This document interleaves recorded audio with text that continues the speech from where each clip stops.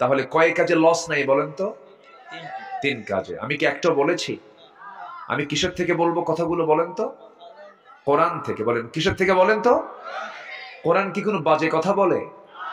আর কোরআন ছাড়া যারা কথা বলে, বলেন বলেন বলেন, এই 16 বছর যত কথা আমরা শুনছি, যারা দেশ চালিয়েছেন, কথার মধ্যে কোনো কোরআনের কথা ছিল?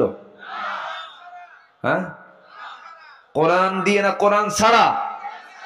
খালি বলতো খেলা হবে, ঠিক আছে না? কিন্তু ফেরেশতারা নাই আর। এখন ওরা ফেরেশতা হয়ে গেছে, কারণ ফেরেশতাও চোখে দেখা যায় না, এদেরও চোখে দেখা যায় না।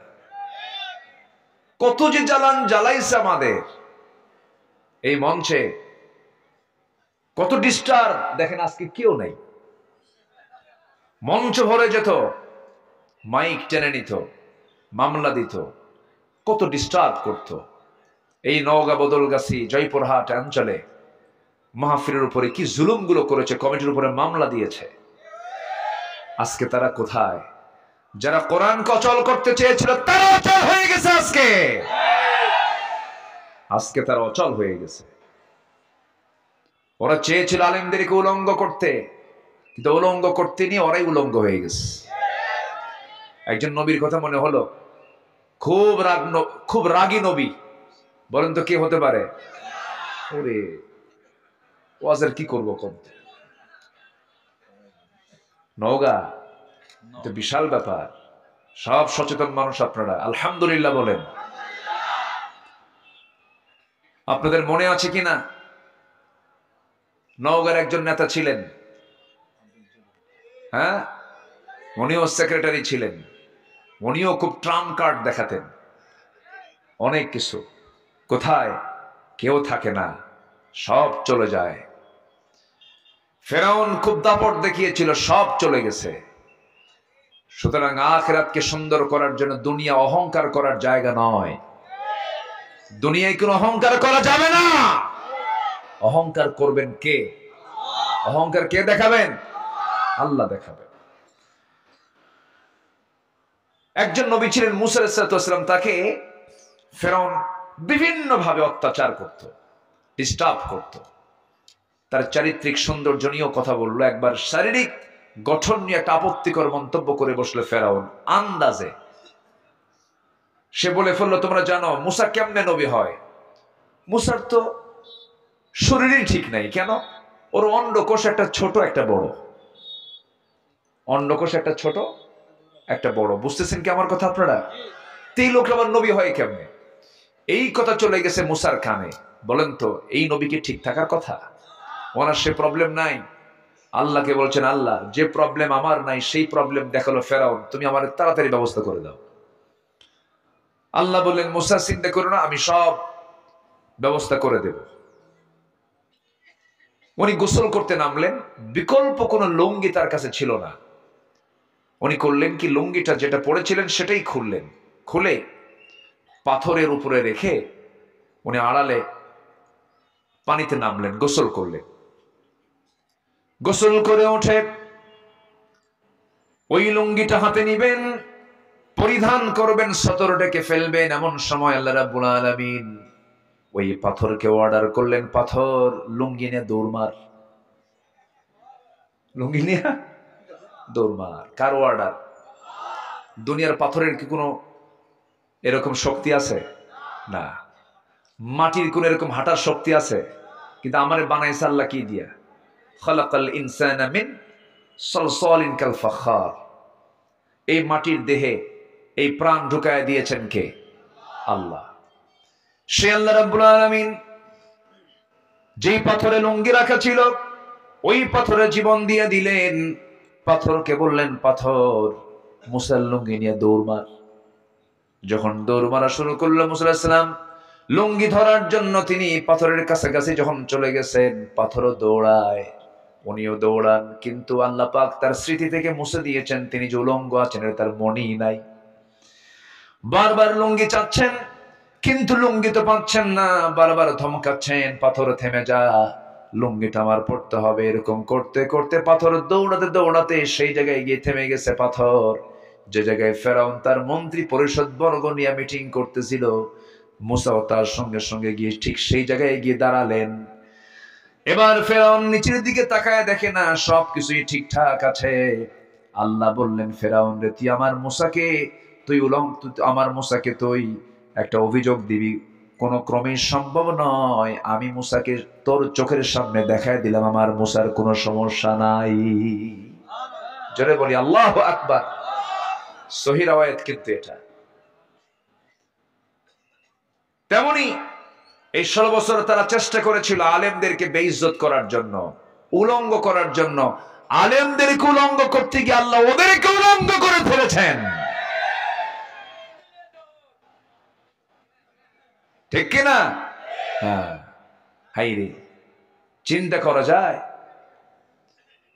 পালানোর জন্য দাড়িও কাটলো, কাটে নাই? দাড়ি কাটে নাই? দাড়ি কাটলো, সাদা দাড়ি। কেমনে যে কাটলো? ও তো নবীর প্রেমে দাড়ি রাখে নাই। দাড়ি কাটলো, মাথার চুল কালো বানালো, পাঞ্জাবি পায়জামা খুলে লুঙ্গি আর গেঞ্জি পরলো, নৌকায় চললো। আইন মন্ত্রীকে কোস্টগার্ড ধরে ফেলে বললো, স্যার চিনছি, থানায় চলেন। আইন মন্ত্রী কয়, আমি একা আসছি এই জায়গায়? আমি তো জামাতের সাথে আসছি। মানে কে আপনার সাথে? কো যে বসে আছে দেখো। কে ওটাকে? ওঠেই দরবেশ। ভালো করে দেখো। সম্মানিত বন্ধুগণ, যুগে যুগে যারাই আসমানি কিতাবের সাথে, আল্লাহওয়ালা ব্যক্তিদের সাথে, আলেমদের সাথে, নবীদের সাথে, আল্লাহর পছন্দের বান্দাদের সাথে যারা বেয়াদবি করেছে, ইতিহাস রাস্তা করে তারা নিক্ষিপ্ত হয়েছে। এটাই তার বাস্তব প্রমাণ। আল্লাহ পাক আমাদেরকে নখদর্পণে চোখের সামনে তা দেখায় দিলেন। আমি কি ভুল বলেছি? সম্মানিত বন্ধুগণ, আমরা কোরআন নিয়ে থাকবো, আমাদের সম্মান বাড়ায় দিবেন কে?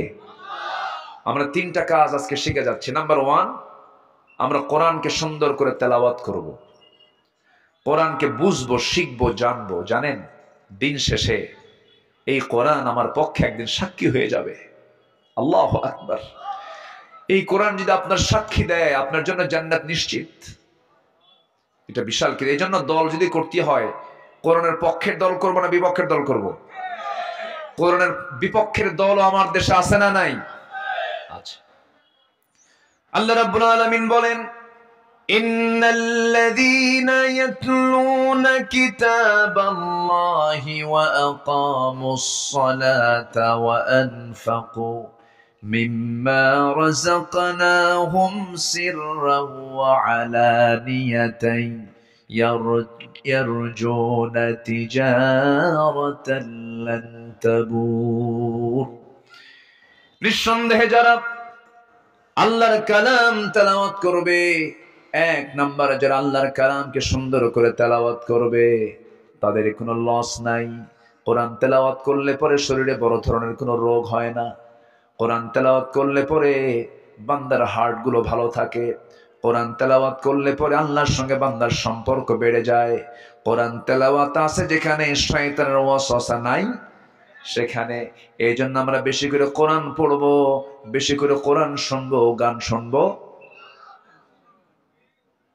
গান শুনবো কম না? কি কইছে? হ্যাঁ, গান শোনা যাবে? এলাকায় কোনো গানের বাজনা হয় নাকি? নাচানাচি হয়? নাচানাচি হয়? তাফসীর মাহফিল কমিটিকে বলে দিলাম, যুব সমাজ তোমাদেরকে বলে যাচ্ছি, তোমরা এই দেশের পট চেঞ্জ করেছো, তোমরা দেশের পরিবর্তন এনেছো, তোমাদের রক্ত ঝরেছে। তোমার চোখের সামনে একজন মা উলঙ্গ করে নাচবে, তোমার বোন উলঙ্গ হয়ে নাচবে, নারীর পর্দার ব্যাঘাত ঘটবে, চরিত্র নষ্ট হবে, সমাজ ধ্বংস হবে। এমন ধ্বংসাত্মক কোন কাজ আমরা সমাজে বাস্তবায়ন হতে দেব না, দেব না, দেব না। রাজি আছো তোমরা? তোমার গ্রামে কারা নামাজ পড়ে তাদের তালিকা করো, কারা নামাজ পড়ে না তাদেরও তালিকা করো। তাদেরকে গিয়ে তোমরা যারা নামাজ পড়ো তাদেরকে বলো নামাজ পড়েন।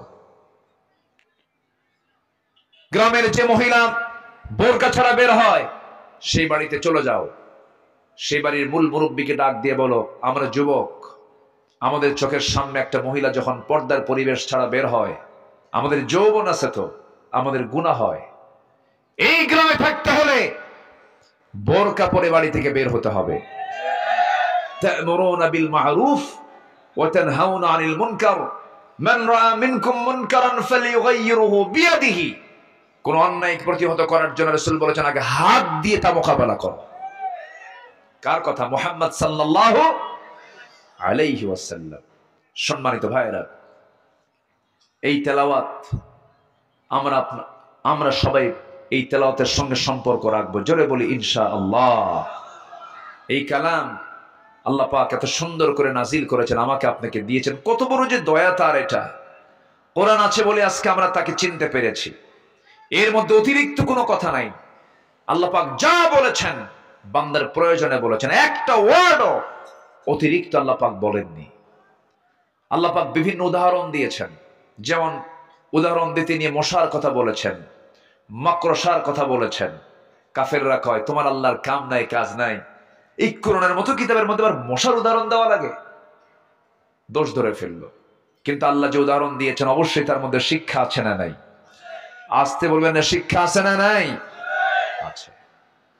আল্লাহ রাব্বুল আলামিন বলেন, ইন্নাল্লাহা লা ইস্তাহি আন ইয়াদরিবা মাসালাম মা বাউদাতান ফামা ফাওকাহা ফাআম্মাল্লাযীনা আমানু ফায়া'লামুনা আন্নাহুল হাক্কু মির রাব্বিহিম وَأَمَّا الَّذِينَ كَفَرُوا فَيَقُولُونَ مَاذَا أَرَادَ اللَّهُ بِهَذَا مَثَلًا يُضِلُّ بِهِ كَثِيرًا وَيَهْدِي بِهِ كَثِيرًا وَمَا يُضِلُّ بِهِ إِلَّا الْفَاسِقِينَ। জোরে বলুন আল্লাহু আকবার। এই যে উপমাগুলো দিয়েছেন, এখানে মশার প্রসঙ্গ টেনেছেন। আল্লাহ বলছেন এটা দিয়া কেউ হেদায়েত পায়, কেউ পথভ্রষ্ট হয়ে যায়। আমার বন্ধুগণ, মশা যদি আমরা দুর্বল মনে করি, কিন্তু মশা তো দুর্বল কোনো প্রাণী নয়। আমি 4টা কারণ তুলে ধরতে চাই। বলুন তো, যে মশা বেশি খায় তার হায়াত কমে না বাড়ে? কই যান, বসে। যে বেশি খায়, যে মশা বেশি খায় তার হায়াত কমে না বাড়ে? কমে যায়। যত রক্ত বেশি খাবে তার হায়াত তত কমে যাবে। এখান থেকে শিক্ষা হলো, বিগত 16 বছরে যারা ক্ষমতার মসনদে ছিল তারা কম খাইছে না বেশি খাইছে? কম খেয়েছে না বেশি খেয়েছে? এজন্য মরছে তাড়াতাড়ি, মরছে তাড়াতাড়ি।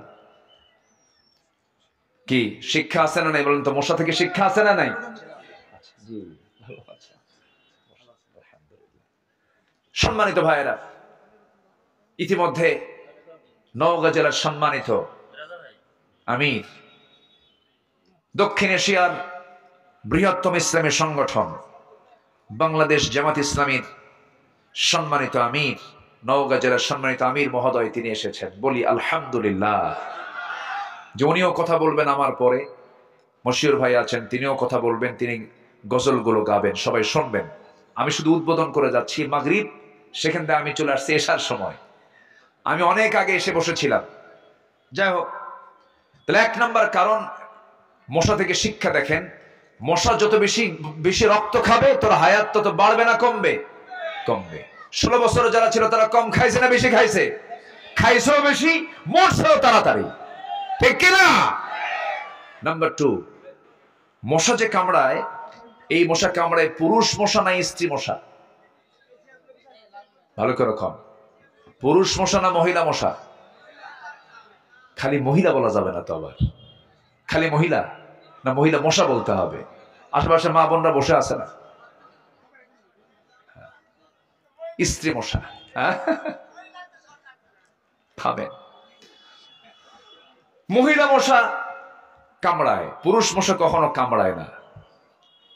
এই মানুষের দেহে রক্তের মধ্যে যে প্রোটিনটা আছে, এটা প্রজননের মানে মশার জন্মহার বৃদ্ধির ক্ষেত্রে এটা বড় কাজে লাগে।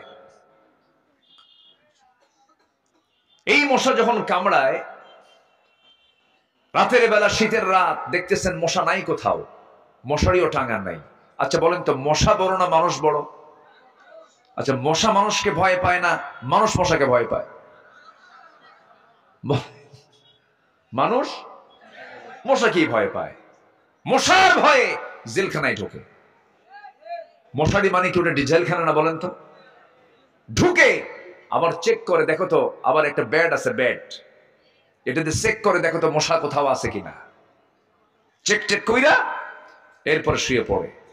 তো শীতের রাত, মশা মনে হয় নাই, চতুর্দিকে চেক আপ করে দেখছেন নাই, কিন্তু লাইট অফ করে যখন শুইতে গেছেন, কানের কাছে এসে কিছু মশা সারেগামা পাধানিসা শুরু করে দিস। তাহলে এই যে ও দেখলো, এই যে আপনাকে পরখ করলো, সায়েন্স বলছে 75 ফিট দূর থেকে সে টের পায় ওই জায়গায় একটা সলিমুদ্দি শুয়ে আছে। এই সেন্সর কে দিয়েছেন? আসতে হলো না, কে দিয়েছেন? আল্লাহ দিয়েছেন। এবং তাই শুধু নয়, এই মশাকে তুচ্ছ ভাবার কোনো কারণ নেই। এই মশা যখন নাকের কাছে এসে, কানের কাছে এসে যখন আওয়াজ করে, আওয়াজ কিন্তু মুখের আওয়াজ নয়, আওয়াজটা হলো যে তার পাখা আছে, দুই পাখা যে সে নড়ায়, ঝাপটায়, এই ঝাপটানোর আওয়াজ তার। সায়েন্স বলতেছে প্রত্যেকটা মশা প্রতি সেকেন্ডে তার দুটা পাখা, এক সেকেন্ডে, প্রতি সেকেন্ডে 500 থেকে 600 বার তার পাখা নড়ায়, ঝাপটায়। জোরে কোন সুবহানাল্লাহ। আজ পর্যন্ত দুনিয়াতে এত দ্রুতগামী কোনো যানবাহন আবিষ্কার হয় নাই যা মশার পাখার চাইতে বেশি নড়ে, আবিষ্কার হয়নি। আমার বন্ধুগণ, মশা নিয়ে হাসাহাসি করার কিছু নাই। মশা সম্পর্কে আরেকটা বিষয় সবার জানা আছে। এই দুনিয়াতে একজন বেয়াদব কাফের যে আল্লাহকে মারতে গিয়েছিল, আল্লাহ পাক তাকে মশার কামড় দিয়ে মেরে ফেলে দিয়েছেন। তার নাম কি বলেন? তার নাম কি? নমরুদ। আল্লাহ রাব্বুল আলামিন মাকড়সার উদাহরণ দিয়েছেন। মাকড়সার নামে আল্লাহ পাক একটা সূরা নাজিল করে দিয়েছেন। আল্লাহ রাব্বুল আলামিন মাকড়সার নামে একটা সূরা পর্যন্ত নাজিল করেছেন। সেই সূরার নাম হলো সূরাতুল আনকাবুত। আনকাবুত মানে হলো মাকড়সা। আল্লাহ একজন কাফেরের অবস্থা সম্পর্কে উদাহরণ দিতে নিয়ে তিনি বলছেন, উদাহরণ, মিসাল আরবি হলো মাসাল। মাসালুল্লাযীনা ইত্তাখাযু মিন দুনিল্লাহি আউলিয়া কামাসালিল আনকাবুত اتخذت بيتا وإن أوهن البيوت لبيت العنكبوت لو كانوا يعلمون। জোরে বলুন আল্লাহু আকবার। সূরাতুল আনকাবুত আয়াত নাম্বার 41, 41 নম্বর আয়াতে আল্লাহ রাব্বুল আলামিন বলছেন, যারা গার্ডিয়ান হিসাবে, অভিভাবক হিসাবে আল্লাহকে বাদ দিয়ে যারা অন্য কোনো বন্ধুকে বন্ধু বানাবে, আল্লাহ বলছেন তাদের দৃষ্টান্ত হলো মাকড়সার মতো। কার মতো? মাকড়সার মতো। এই মাকড়সার ভিতরে বহু জাত আছে, বিভিন্ন জাতের মাকড়সা আছে, ব্ল্যাক উইডো, রেড ব্যাক, বহু মাকড়সা আছে। এই মাকড়সার মতো কেন বললেন? এই মাকড়সা পুরুষ এবং স্ত্রী তারা যখন দুজন মিলনে লিপ্ত হয়ে যায়, যৌন মিলন যখন তাদের কমপ্লিট হয়ে যায়, ইন্টারকোর্স যখন কমপ্লিট হয়ে গেল, তারা গবেষণা করে দেখেছে ওই স্ত্রী মাকড়সা তাদের ইন্টারকোর্স কমপ্লিট হয়ে যাওয়ার পর সে প্রচন্ড ক্ষুধা, তার মধ্যে প্রচন্ড ক্ষুধা কাজ করে, ক্ষুধার যন্ত্রণায় সে ছটফট করতে থাকে, শারীরিক তার বিভিন্ন দুর্বলতা দেখা দেয়। ওই স্ত্রী মাকড়সা তার ক্ষুধাকে মিটানোর জন্য শেষ পর্যন্ত সে তার স্বামীকে কামড় মেরে ফেলে দিয়ে সে তার স্বামীর দেহটাকে খেয়ে তার ক্ষুধা নিবারণ করে। অর্থাৎ এখান থেকে বোঝা গেল আল্লাহ পাক যে উদাহরণ দিয়েছেন, যারা আল্লাহকে ছাড়া বন্ধু অন্য কাউকে বানাবে তাদের অবস্থা হলো মাকড়সার সংসারের মতো। অর্থাৎ যে সংসারে বউ তার স্বামীকে মেরে ফেলে, সেই সংসার পৃথিবীর সবচেয়ে সুখের সংসার। সুখের সংসার আল্লাহ কত আগে উদাহরণ দিয়েছেন, আর সেই উদাহরণের একটা বাস্তব অর্থ আজকে বিজ্ঞান বলে দিচ্ছে। আল্লাহু আকবার বলে, কামাসালিল আনকাবুত, মাকড়সার মতো। লাউ কানু ইয়ালামুন, যদি তারা এটা জানতো। সম্মানিত ভাইয়েরা, এরকম করে কোরআন বহু তথ্য দিয়েছে। আমরা কোরআনের সঙ্গে সম্পর্ক রাখবো এক জায়গায় না সব জায়গায়? নামাজে কোরআনের সাথে সম্পর্ক